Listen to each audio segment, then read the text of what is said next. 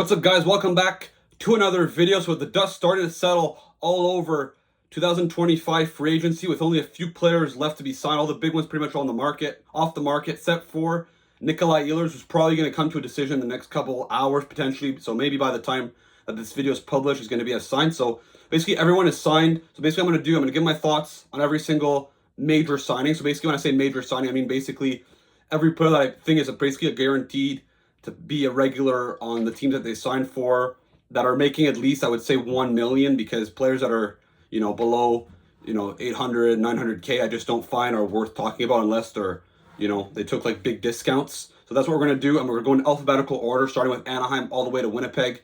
So let's get started. And for the Anaheim Ducks, their big signing on day one was Mikael Granlund, 3 years, $7 million AAV. Obviously, Granlund, was a very productive player in Minnesota. Then after that, he went to Nashville, wasn't as productive, went to Pittsburgh. He didn't fit very well, so they dumped him to San Jose, and he really found his game over there, putting back-to-back 60-point seasons. They traded him at the trade deadline to Dallas, and he was very, very effective there, mainly playing on the wing. So they're hoping now that, he can be a productive player there with all their young guys. I don't know yet if he's going to be a centerman or a winger. I think considering that they have Carlson and McTavish down the middle, they're probably going to want to put him on the wing.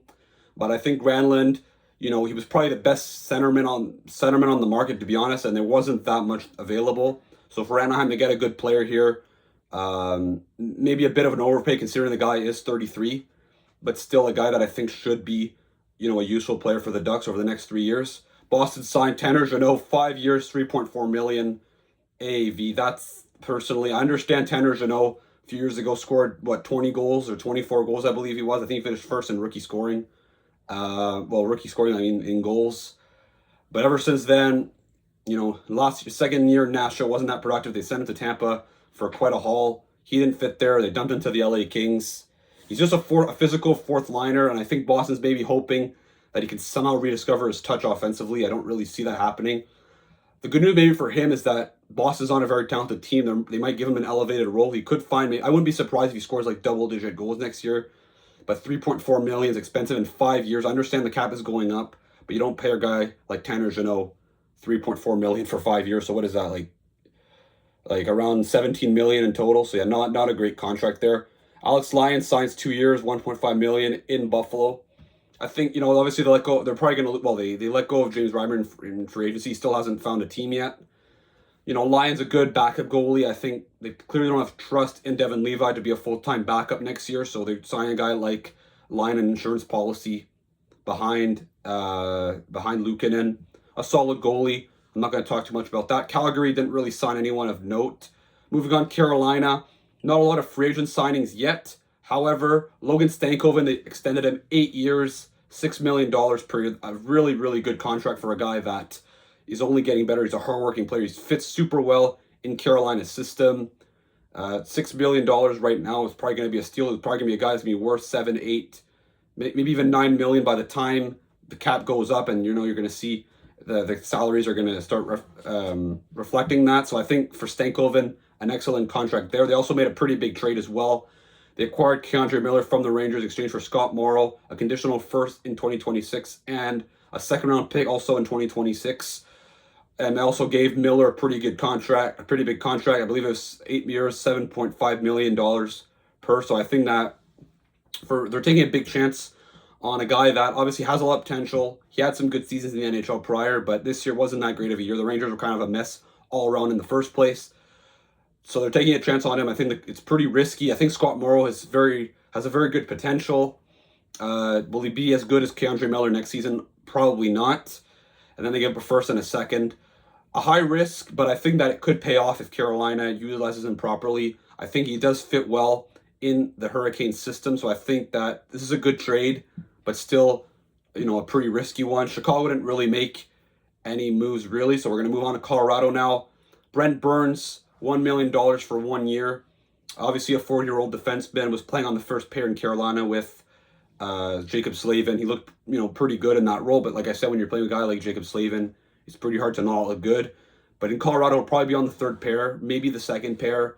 He won't be the top power play guy either, because obviously when you have Kyle McCarr, they're going to put him ahead of him. So he'll probably be maybe second power play, maybe 17, 18 minutes a night. I think this is a good signing for Colorado. They're bringing in a guy that, well, for him, he wants to have a chance at winning the Stanley Cup. I don't think he saw that he had a chance to win in Carolina, especially when you see how far away they are from the Florida Panthers, and it's not like they've been improving their team that much this summer either. So I think that goes to Colorado. He'll have a better chance at winning the Cup, and I think he should be a solid, bottom four defenseman. So whether he's a second or third pair defenseman, I think this is a good signing for the Avalanche. Columbus, I talked about it in the video the other day about Provorov, 7 years at $8.5 million AAV.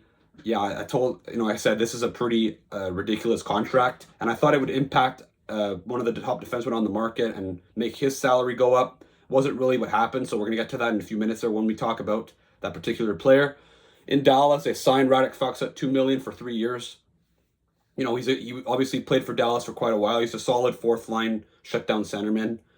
Maybe a bit expensive considering Dallas doesn't have a lot of cap space, but I guess heck, they're bringing a guy that brings a bit of depth to this team, but not much of an impact guy. Detroit signs James Van Riemsdyk $1 million for 1 year. We thought that he'd retire, so they bring him back. They're bringing him. Well, they never. Well, in fact, it's actually kind of not true because they technically traded for him like 2 years ago. Was at the deadline where there was a trade, and after that it got blocked or something. I don't know what happened there, but anyway, they got James Van Riemsdyk. He could maybe replace a guy like Tarasenko, similar production. And Mason Appleton, who they signed yesterday, $2.9 million for 2 years. Or no, this morning I should say. Yeah, he's a solid penalty killer. The Red Wings had one of the worst penalty kills in the league, if not the worst. So they're bringing a guy like Appleton that, he's going to bring some scoring depth. He's a good two-way player, so I think this is a good signing for the Wings. In Edmonton, Evan Bouchard, they signed him 4 years, $10.5 million AAV. Obviously, Bouchard, very productive. Very, very, very productive, very dominant offensively in the playoffs. We all know that Bouchard has some weaknesses defensively. He's not that bad, though. I do think that he's better than what people give him credit for. But let's just say he's not a rock-solid D behind there.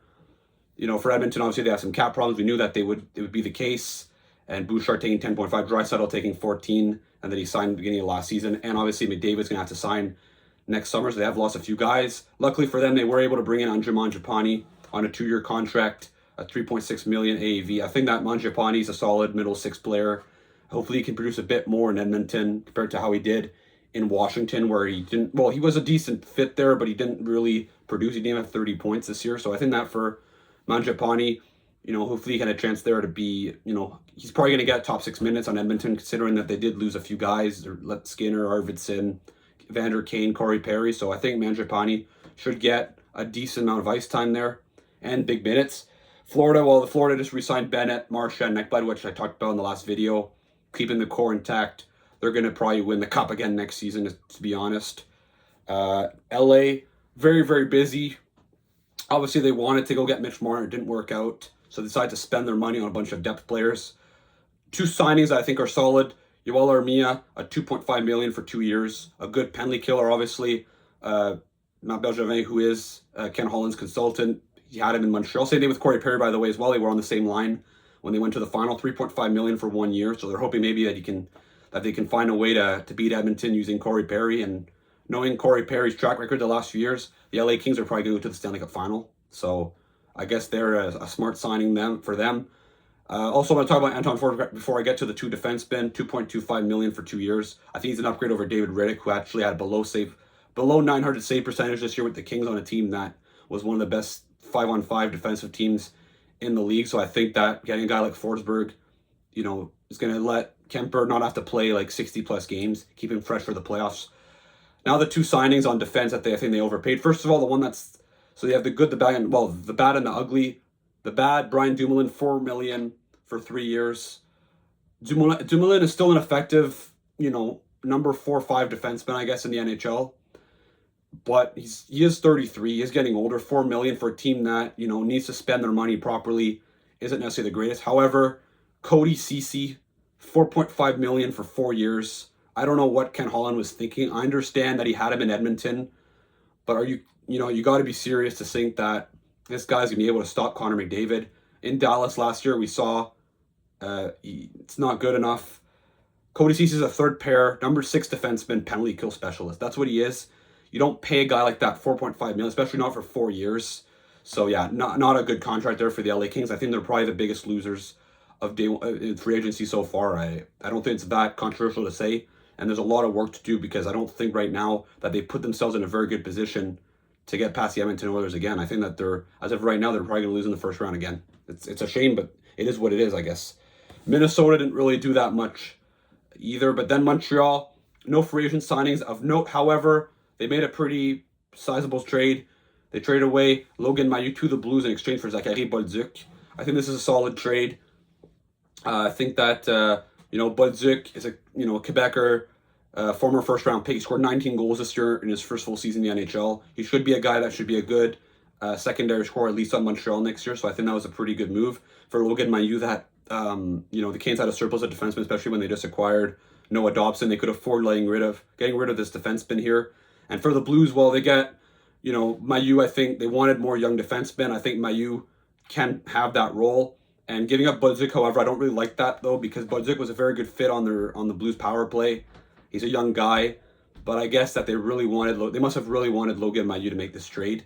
But I really like this trade on the Canadian standpoint. However, Nashville signed Nick Perbix, $2.75 million for 2 years. I think this is a solid right-handed defenseman. He's more of a third pair guy.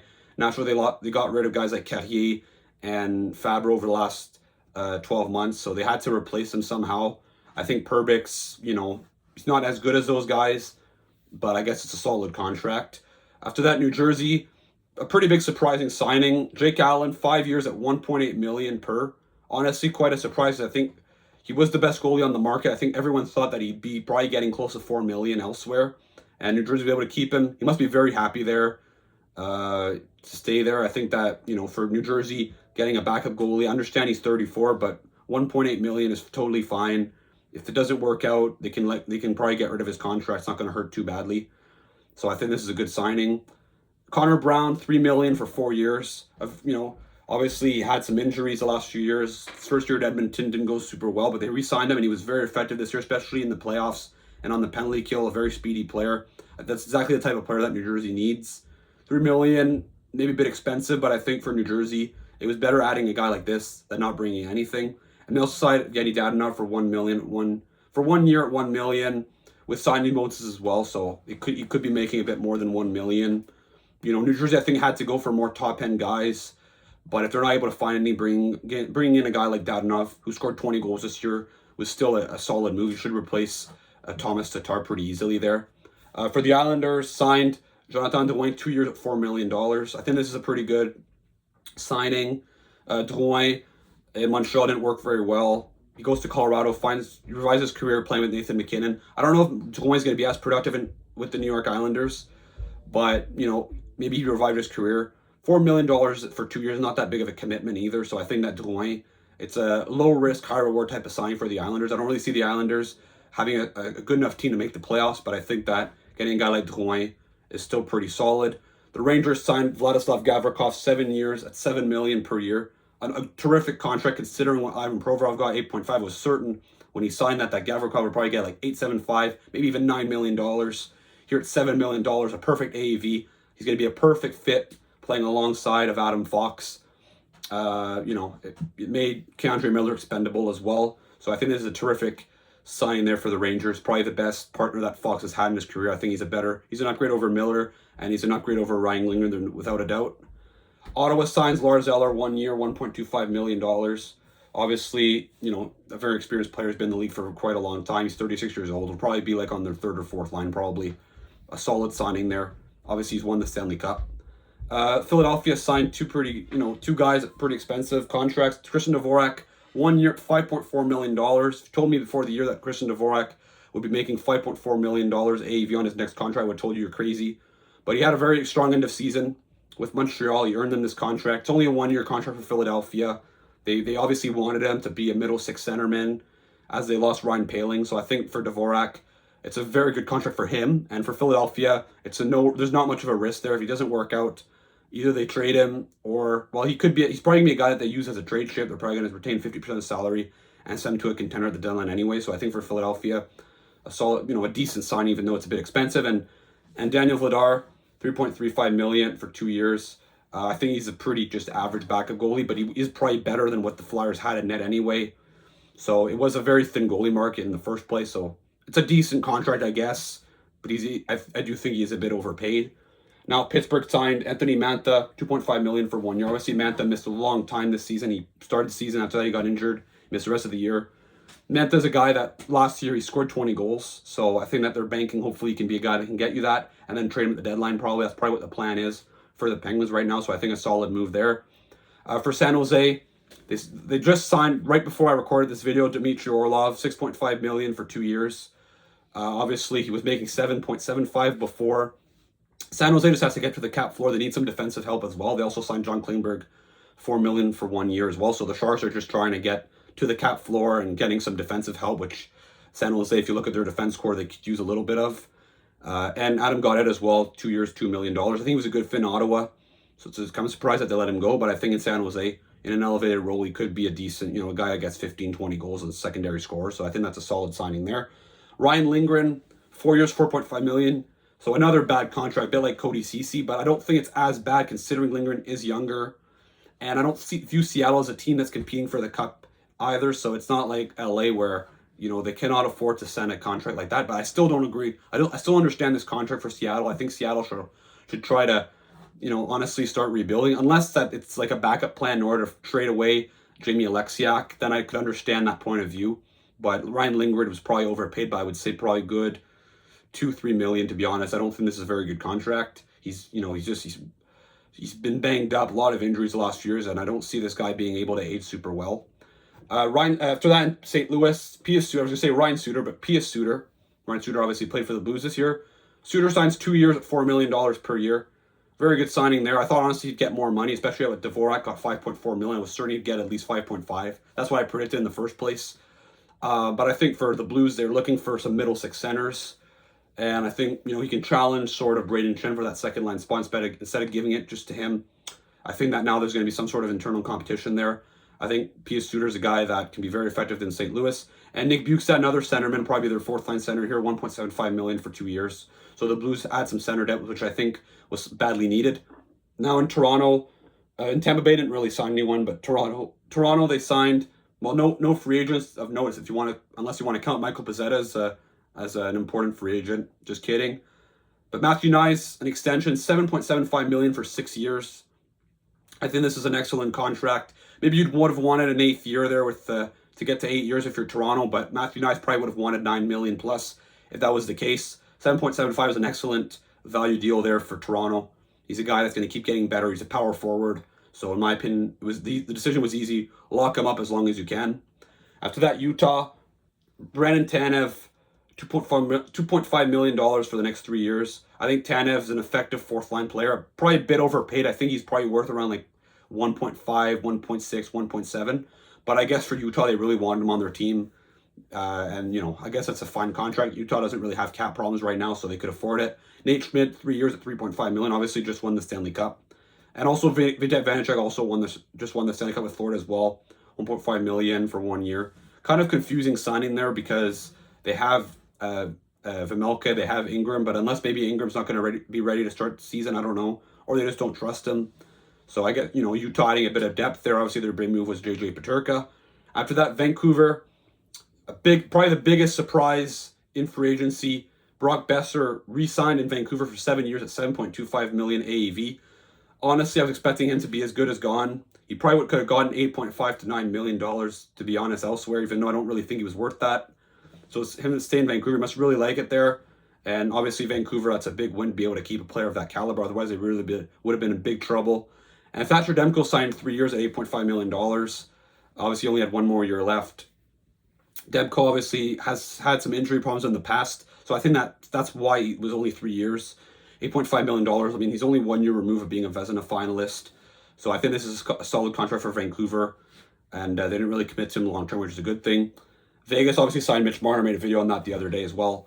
Mitch Marner, the best player on the market. Don't have to really elaborate on that. Washington hasn't really signed a guy yet. However, it does seem like they're in the mix there to get Nikolai Ehlers. So maybe by the time this video is published, Ehlers is going to be in Washington. We'll see. But for now, no one of note. And finally, for the Winnipeg Jets, They signed Gustav Nyquist, $3.25 million for 1 year. Obviously, Nyquist had, 75 points last year. This year, not as productive, about half of that. At this point in his career, he's getting older. He's just a middle six scorer. He didn't really do much with Minnesota. Obviously, they're going to lose Nikolai Ehlers. They're hoping that they could replace him, even though that's not a replacement, but they're trying to like compensate. And Jonathan Toews, which we all knew like a few weeks ago that he was going to sign in Winnipeg. He signed at $2 million for 1 year with signing bonuses. I think he could go like as far as $5 million. So they're hoping that they're adding these two guys to ease the blow of losing Ehlers. But I think their second line this year is going to be really, really a big problem for the Jets because Nikolai was really the play driver, and they were already pretty weak down the middle. Toews improves a little bit, but I still don't think that their second line is good enough to compete with the other top teams in the Western Conference. All right, so that puts an end to this video. Let me know, what are your thoughts on all of these big free agent signings of the last few days, and some of the trades that I broke down here about Budzik and with K'Andre Miller? Which players are underpaid, overpaid? Who do you think are going to be the next player signed, and where do you think they'll go? Don't forget to check out my videos that will be coming out in the next couple days and weeks, covering all the off-season content. Don't forget to like and subscribe, and I'll see you again for another video. Ciao!